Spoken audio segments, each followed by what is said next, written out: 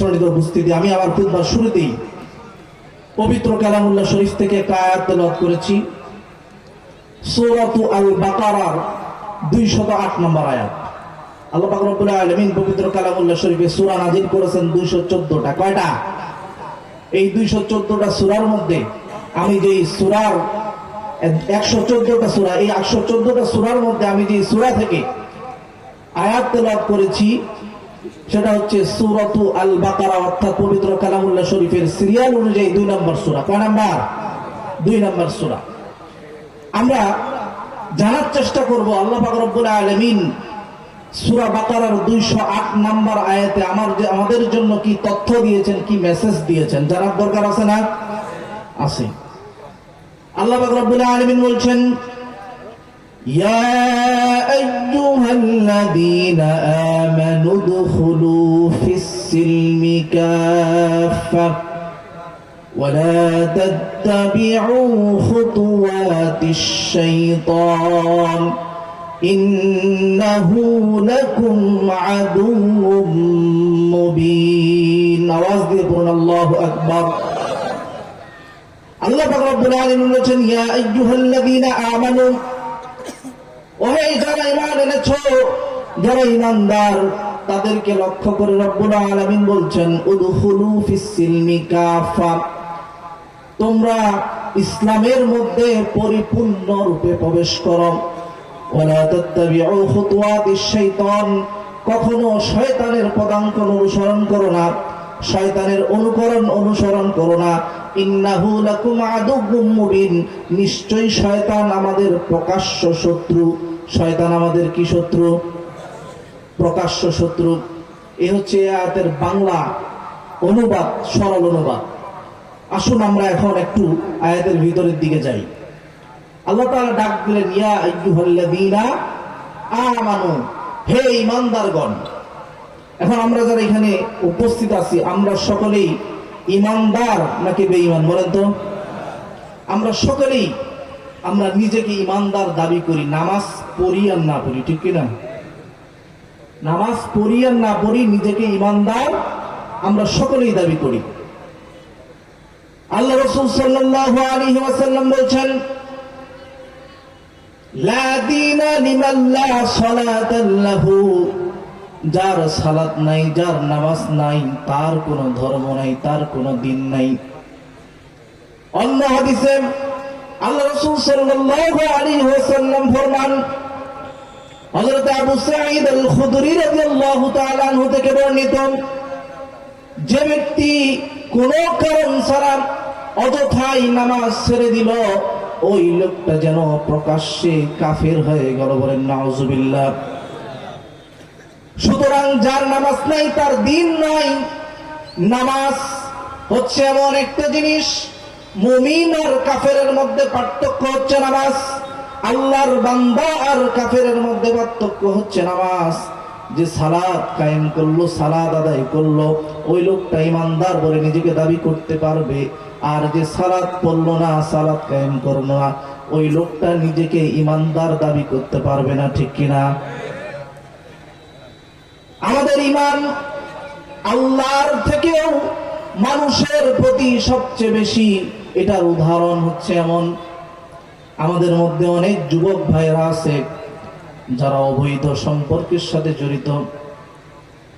তাদের বান্ধবী যদি রাত 2টা 2:30টার দিকেও বলে, আমার জন্য অমুক জায়গায় গভীর রাত 1টার দিকে 2টার দিকে গোলাপ ফুল নিয়ে আসতে হবে, আমার যুবক ভাই গভীর রাতেও তার বান্ধবীর জন্য গোলাপ ফুল নিয়ে যাবে কি যাবে না?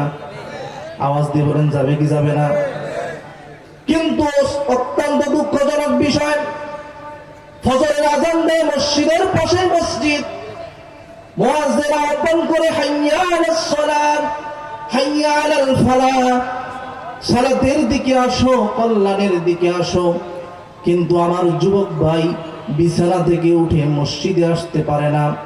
সুতরাং বোঝা গেল, আল্লাহর প্রতি যতটুকু বিশ্বাস আছে, ঈমান আছে, আল্লাহর প্রতি যতটুকু ভালোবাসা আছে, তার থেকে বেশি ভালোবাসা তার বান্ধবীর প্রতি, ঠিক কিনা?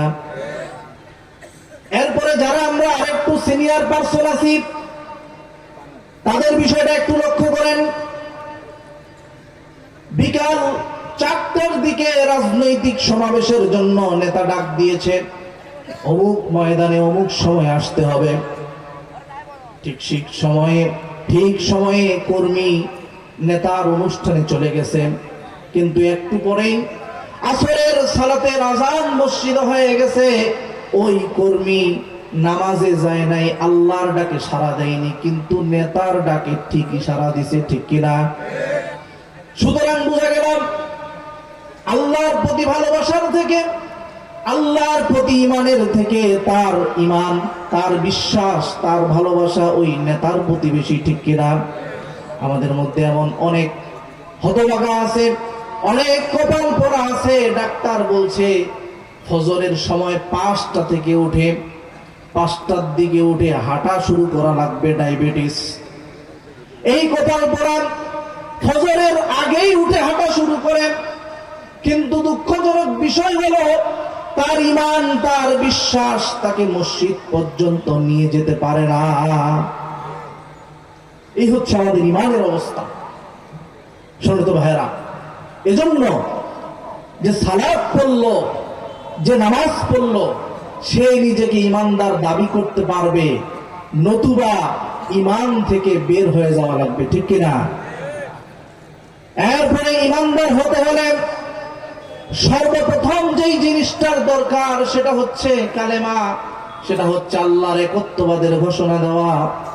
আমরা সকলেই কালেমাওয়ালা মুসলমান, আমরা সকলেই কালিমা পড়ছি, লা ইলাহা ইল্লাল্লাহু মুহাম্মাদুর রাসূলুল্লাহ।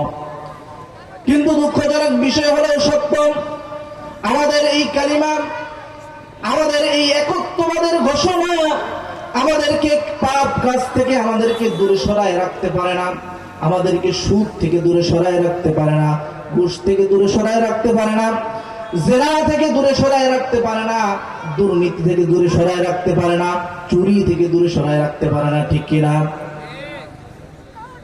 আমার সম্মানিত ভাইরা, বলছিলাম যার সালাত নাই, যার তার দিন নাই, যে সালাত পড়লো না সে ইমান থেকেই বের হয়ে গেল। আপনি নতুন বিয়ে করার পরে বউকে ঘরে নিয়ে আসছেন, আসার পরে বউকে বললেন, পরের দিনে বউকে বললেন, বউ তুমি তো আমার স্ত্রী, সুতরাং এই সংসারের যত কাজ আছে, কাপড় ধোয়া, রান্না বান্না করা, আমার খাবার তৈরি করা, আমার বাবা মাকে দেখাশোনা করা, সব কিছুর দায়িত্ব তোমার। কিন্তু বউ যদি তখন বলে, স্বামী আমি যে তোমাকে বিয়ে করছি, বিয়ে করার সময় একটা বাক্য পড়ছি, শুধু কবুল, এই বাক্যটা পড়ে তোমাকে বিয়ে করছি, বিয়ে করার সময় এমন তো কোনো শর্ত ছিল না তোমার কাপড় আমি ধুয়ে দিব, শর্ত ছিল নাকি? এমন কোন শর্ত বিয়ের সময় থাকে? কিন্তু কোন স্ত্রী যদি বলে যে আমি বিয়ের সময় এমন কোনো কথা ছিল না তোমার কাপড় ধুয়ে দিব, তোমার বাড়ির রান্না বান্না করব, এরপরে তোমার বাবা মাকে দেখাশোনা করব, ইত্যাদি ইত্যাদি, এই কথা কি ওই বউয়ের গ্রহণযোগ্য হবে? আওয়াজ দিয়ে বলেন, গ্রহণযোগ্য হবে? এর কারণ হচ্ছে যখনই ওই স্ত্রী, যখনই ওই মেয়ে আলহামদুলিল্লাহ বলে কবুল করেছে, ওই ছেলের, ওই স্বামীর সংসারের সমস্ত দায়ভার তার উপরে পড়েছে। ঠিক তেমন যখনই আমরা কালিমা পড়ে মুসলমান হয়েছি, আল্লাহর একত্ববাদের সাক্ষী দিয়েছি, তখনই আমাদের জন্য ইসলামের সমস্ত হুকুম আহকাম গুলো মানা আমাদের জন্য ফরজ হয়ে গেছে, ঠিক কিনা?